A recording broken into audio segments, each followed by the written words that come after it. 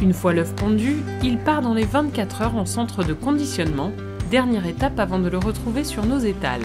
C'est ici que l'œuf va suivre un chemin extrêmement précis. Alors il existe 5 grandes étapes. La partie réception, on reçoit toutes les palettes de nos producteurs, on identifie à chaque fois la provenance de l'œuf, le producteur et l'origine de l'œuf. Ensuite vous avez la partie tri en deuxième étape. La partie tri consiste à retirer les œufs non conformes. La troisième étape est le calibrage, pour pouvoir calibrer les œufs en fonction de leur poids.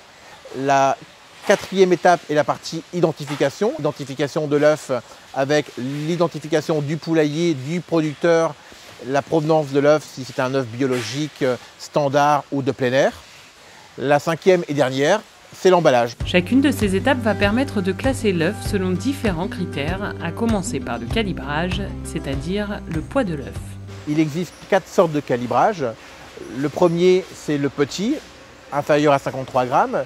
Le deuxième, c'est le moyen, entre 53 et 63 grammes.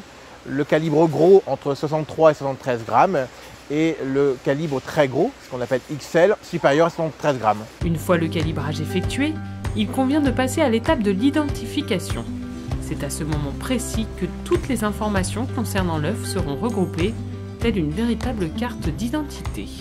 Chaque œuf est marqué. La première inscription, c'est le type d'élevage. Vous avez 0 pour l'œuf biologique, le chiffre 1 pour le plein air ou le label rouge, le chiffre 2 pour l'élevage au sol et le chiffre 3 donc pour les œufs standards.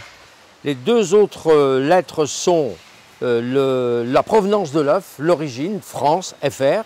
Après, vous avez le code de l'éleveur et en dernier, le bâtiment de l'élevage.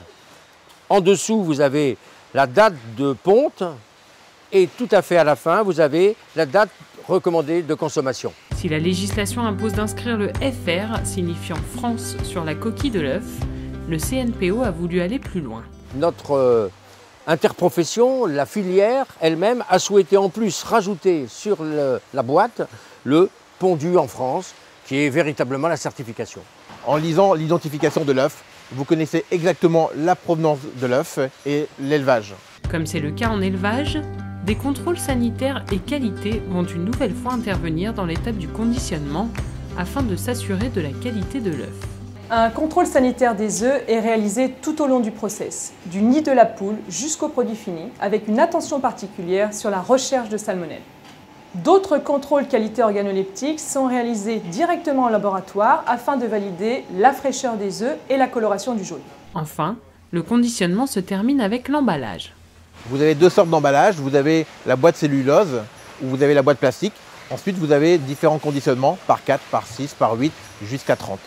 Une fois les œufs mis en boîte, ils sont prêts à la consommation. Pour 60% d'entre eux, il s'agira d'œufs dits coquilles, c'est-à-dire destinés aux consommateurs qui achètent et consomment chez lui. 35% seront transformés en nouveaux produits.